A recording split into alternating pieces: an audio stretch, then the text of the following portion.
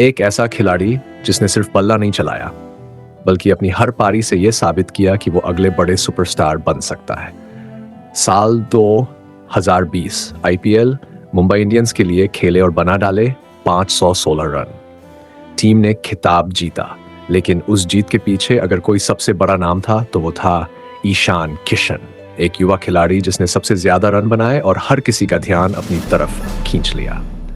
साल 2021 की इंडिया और इंग्लैंड की टी सीरीज ईशान को मिला मौका और उन्होंने डेब्यू मैच में ही ठोक दिया अर्धशतक।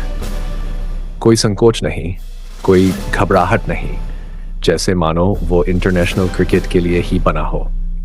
इसी साल वर्ल्ड कप हुआ और सिर्फ एक साल के अंदर उन्हें टीम इंडिया के वर्ल्ड कप स्क्वाड में शामिल कर लिया गया। एक खिलाड़ी जिसने पहले ही साल इतना धमाल मचाया कि हर कोई बोलने लगा, ये लड़का बहुत आगे जाएगा। साल 2022 में मुंबई इंडियंस ने उन्हें 15 करोड़ रुपए में खरीदा। इतनी बड़ी बोली सिर्फ टैलेंट पर नहीं लगती है उस भरोसे पर जो एक फ्रेंचाइजी को लगता है कि ये खिलाड़ी उनके लिए मैच जिताएगा। लेकिन बस यहीं से कहानी में एक ऐसा मोड़ आता है जहां सब कुछ बदल जाता है। आप मुंबई इंडियंस ने जब ईशान किशन को 15 करोड़ रुपए में खरीदा तो ये बोली सिर्फ एक आंकड़ा नहीं थी, ये एक बड़ा बयान था, क्योंकि ये रकम रोहित शर्मा से भी ज्यादा थी। और किसी ने ये सवाल नहीं उठाया क्योंकि ईशान ने खुद को उस लायक साबित कर दिया था। साल 2022 के आईपीएल में उन्होंने 418 रन बनाए। हर बार जब वो क्रीज पर आते एक बात साफ होती, ये लड़का सिर्फ एक फ्लेवर ऑफ द सीजन नहीं है, ये आने वाले कल का स्टार है। डोमेस्टिक क्रिकेट से लेकर आईपीएल तक सब कुछ परफेक्ट लग रहा था, लेकिन जैसे ही इंटरनेशनल क्रिकेट में कदम पड़ा गाड़ी वहीं फंस गई। दरअसल ईशान ओपनिंग बैट्समैन है और इंडिया की ओपनिंग पहले से ही जमी हुई थी। रोहित शर्मा तीनों फॉर्मेट के पक्के ओपनर, कभी उनके साथ केएल राहुल तो कभी शुभमन गिल और बीच बीच में शिखर धवन भी। मतलब ईशान के पास टैलेंट था, फॉर्म भी था, लेकिन जगह नहीं थी। और जब जगह नहीं होती तो खिलाड़ी इंतजार करता है मौके का। वही मौका आया साल 2022 के आखिर में, जब इंडिया बांग्लादेश के खिलाफ 3 मैच की सीरीज खेल रही थी। भारत पहले ही 2 मैच हार चुका था और तीसरे मैच में रोहित शर्मा चोटिल हो गए। टीम को एक ओपनर की जरूरत थी और ईशान को मौका मिल गया। वो शिखर धवन के साथ ओपनिंग करने उतरे, लेकिन शुरुआत में ही धवन का विकेट गिर गया सिर्फ 3 रन पर। और फिर वो हुआ जिसकी किसी ने कल्पना तक नहीं की थी। ईशान किशन ने अकेले दम पर मैदान का रुख पलट दिया। जी चौके और सिर्फ 4 गेंदों में ईशान रन। ये सिर्फ एक पारी नहीं थी, ये क्रिकेट के इतिहास में सबसे तेज डबल सेंचुरी थी। पूरी दुनिया देख रही थी। एक खिलाड़ी जो मौके का इंतजार कर रहा था अब मौके को अपनी मुट्ठी में जकड़ रहा था। लेकिन कहानी यही तो उसे सिर्फ टीम की जर्सी पहनने का ही नहीं, बल्कि हर मौके का फायदा उठाने की जिम्मेदारी भी होती है। ईशान किशन ने जब क्रिस गेल का वर्ल्ड रिकॉर्ड तोड़ा तो ऐसा लगा कि अब इंडियन क्रिकेट को नया ध्रुव तारा मिल गया है। इकलौते दम पर 72 रन और पूरी बांग्लादेश की टीम सिर्फ 80 पर सिमट गई। ये मैच नहीं, ईशान का बयान था। एक ऐसा बयान जो कह रहा था, मैं अब टीम से बाहर नहीं हो सकता। एक तरफ शुभमन गिल रन बना रहे थे, दूसरी तरफ रोहित शर्मा पहले से मौजूद थे, लेकिन अब तीसरा नाम ईशान किशन भी कंपटीशन में था। शिखर धवन तो पूरी जिंदगी में दोहरा शतक नहीं मार पाए और ईशान ने पहली ही फुल इनिंग में इतिहास रच दिया। हर तरफ यही चर्चा थी, अब ये लड़का टीम में फिक्स हो जाएगा। अगर ओपनिंग ना मिले तो कम से कम नंबर 4 पर जगह बन ही जाएगी। साल 2023 में ईशान ने फिर से आईपीएल में दम दिखाया। 454 रन। लगने लगा था कि अब कोई शक नहीं बचा, टीम इंडिया में उनकी सीट पक्की है। लेकिन फिर वही हुआ जो सबसे ज्यादा चौंकाता है। भारत बनाम श्रीलंका सीरीज 2023 की शुरुआत। ईशान को टीम में तो चुना गया, लेकिन मैदान में नहीं उतारा गया। सबसे तेज डबल सेंचुरी मारने वाले खिलाड़ी को बेंच पर बैठा दिया गया। उनकी जगह मौका मिला शुभमन गिल को, और वजह भी दी गई क्योंकि गिल ने आईपीएल में 890 रन बनाए थे। बिल्कुल गिल का खेल भी शानदार था, लेकिन सवाल यह था कि ईशान को नंबर 4 पर क्यों नहीं आजमाया गया। कहीं कोई चोट नहीं, कोई स्कैंडल नहीं, सिर्फ चुपचाप बेंच पर बिठा दिया गया। फिर भी ईशान किशन ने इंटरव्यू में संयम से जवाब दिया, जब मैनेजमेंट को मुझ पर भरोसा होगा वो मुझे खिलाएंगे और मुझे अपने मैनेजमेंट पर भरोसा है। एक युवा खिलाड़ी जिसने अभी हाल ही में इतिहास रचा हो, अगारफ आजम अगर वो ऐसे शब्दों में बात करे तो समझा सकता है कि उसके अंदर कितना धैर्य और विश्वास है। लेकिन कहानी यही नहीं थमती, क्योंकि इसके बाद जो हुआ वो किसी को अंदाजा नहीं था। लेकिन इस वापसी की कहानी उतनी सीधी नहीं थी। जब किसी खिलाड़ी को टीम से ड्रॉप कर दिया जाता है तो उसके पास एक ही रास्ता बचता है, डोमेस्टिक क्रिकेट, जहां वो खुद को फिर से साबित कर सकता है। लेकिन ईशान किशन डोमेस्टिक खेलने गए ही नहीं। दिलीप ट्रॉफी जैसी बड़ी घरेलू टूर्नामेंट में उन्होंने हिस्सा नहीं लिया। ना सिर्फ दिलीप ट्रॉफी, बल्कि उन्होंने किसी भी घरेलू फॉर्मेट में बल्ला नहीं उठाया। जब ये सवाल मीडिया में उठा कि वो डोमेस्टिक क्यों नहीं खेल रहे, तो ईशान का जवाब था, मुझे डोमेस्टिक क्रिकेट में कोई इंटरेस्ट नहीं है। बस यही एक बयान था जिसने सोशल मीडिया पर तूफान ला दिया।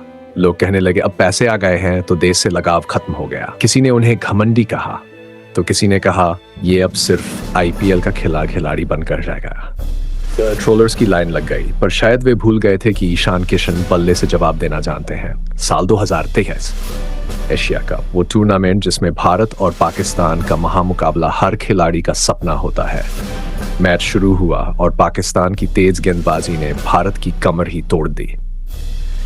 शाहीन शाह अफरीदी, नसीम शाह, इन दोनों ने विराट कोहली, रोहित शर्मा जैसे दिग्गजों को सस्ते में चलता कर दिया। सिर्फ 6 रन पर 4 विकेट गिर चुके थे। साइलेंस था, डर था और दबाव था कि अब ये मैच गया। लेकिन इसी अंधेरे में 2 लोग खड़े होते हैं, हार्दिक पांड्या और ईशान किशन। जहां सब उम्मीद छोड़ चुके थे, वहां ईशान ने एक योद्धा की तरह बैटिंग की। रन की शानदार इनिंग, न डर न घबराहट।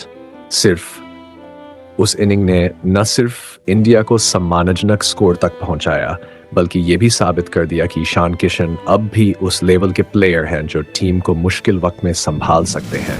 और शायद उन्होंने ट्रोलर्स से ज्यादा सेलेक्टर्स को जवाब दिया। लेकिन यही तो इस कहानी की खूबसूरती है। जब आप उम्मीद छोड़ने लगते हो, कहानी वहीं से करवट लेती है। एशिया कप में ईशान किशन ने जैसे ही शानदार इनिंग खेली, को लगा अब ये प्लेयर वर्ल्ड कप के लिए तैयार है। लेकिन ये उम्मीद भी अधूरी निकली।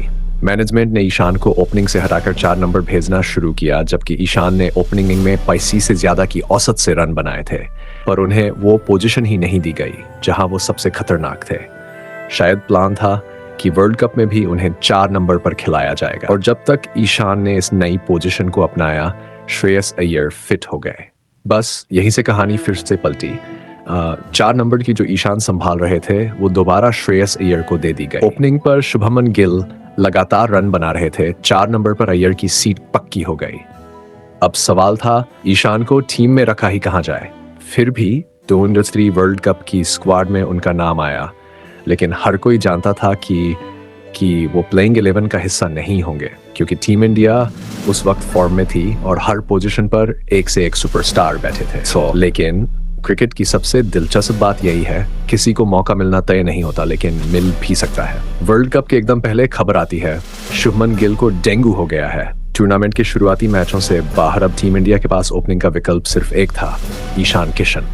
हर किसी की निगाहें फिर उसी खिलाड़ी पर थीं जिसे कभी कहा गया था ये सिर्फ आईपीएल का प्लेयर है। और जब ईशान को मौका मिला, पहले ही मैच में ऑस्ट्रेलिया के खिलाफ वो 0 पर आउट हो गए। बिल्कुल टीवी स्क्रीन पर सिर्फ एक शॉट, बल्ला नीचे झुका और ईशान किशन पैवेलियन की ओर लौटते हुए। लोगों ने फिर कहना शुरू कर दिया, यही फर्क है, डोमेस्टिक और इंटरनेशनल क्रिकेट में ये प्रेशर नहीं झेल सकता। लेकिन ये सिर्फ शुरुआत थी, क्योंकि असली जवाब अब भी आना बाकी था। ईशान किशन को वापस टीम में आने के लिए पहले घरेलू क्रिकेट खेलना होगा। जब तक वो घरेलू टूर्नामेंट्स नहीं खेलते, तब तक उनका सिलेक्शन नहीं हो सकता। ये बात एक तरह से सीधी चेतावनी थी। बीसीसीआई और टीम मैनेजमेंट इशारों में साफ कर चुके थे कि अब ईशान किशन को अपने रवैये में बदलाव लाना होगा। सोचिए, एक खिलाड़ी जिसने सबसे तेज डबल सेंचुरी मारी हो, जो वर्ल्ड कप स्क्वाड का हिस्सा रहा हो, उसे अब फिर से 0 से शुरू करने के लिए घरेलू क्रिकेट में खुद को साबित करना पड़ रहा है। सिर्फ इसलिए क्योंकि उसने रेस्ट मांगा, और वो रेस्ट उसने स्टेडियम या नेट्स पर नहीं, दुबई की सड़कों पर लिया। लोगों ने कहना शुरू किया, अब ये स्टार बन चुका है, मेहनत नहीं करना चाहता, ये सिर्फ ग्लैमर चाहता है, क्रिकेट नहीं। और ये ट्रोलिंग, ये लगातार आलोचना ईशान के लिए और ज्यादा खतरनाक होती जा रही थी, क्योंकि अब ये सिर्फ क्रिकेट की लड़ाई नहीं रह गई थी, ये लड़ाई अब मानसिक ताकत की बन चुकी थी। राहुल द्रविड़ जैसे शांत और बैलेंस कोच तक को पब्लिक में बयान देना पड़ा, तो सोचिए बीसीसीआई अंदर ही अंदर कितना नाराज रहा होगा। अब सवाल यह था, क्या ईशान किशन इस मानसिक दबाव से उबर पाएंगे? क्या वो घरेलू क्रिकेट में जाकर वो भूख दिखाएंगे जो उन्होंने 2010 और 2020 में दिखाई थी? या फिर ईशान भी उन कई टैलेंटेड प्लेयर्स की लिस्ट में शामिल हो जाएंगे जो एक वक्त तक सुर्खियों में थे लेकिन कभी टीम में टिक नहीं पाए? ये कहानी अभी खत्म नहीं हुई है। ईशान किशन आज भी उस मोड़ पर खड़े हैं जहां से या तो वो खुद को फिर से बना सकते हैं या फिर एक भूली हुई याद बनकर रह जाएंगे। एक ऐसा नाम जिसने सबसे तेज दोहरा शतक मारा था लेकिन खुद को संभाल नहीं पाया। ईशान किशन वो खिलाड़ी जिसने इंडिया के लिए सबसे तेज दोहरा शतक मारा, जो मुश्किल वक्त में टीम को संभालता रहा, आज वही खिलाड़ी टीम से बाहर है। क्या वाकई गलती ईशान की थी या फिर ये सिस्टम की खामियां हैं? आपको क्या लगता है? क्या ईशान किशन को दोबारा मौका मिलना चाहिए? नीचे कमेंट जरूर बताइए। अगर आपको ये वीडियो पसंद आया हो तो ट्रेंडलाइन स्टोरी को सब्सक्राइब कीजिए और इस वीडियो को शेयर करिए।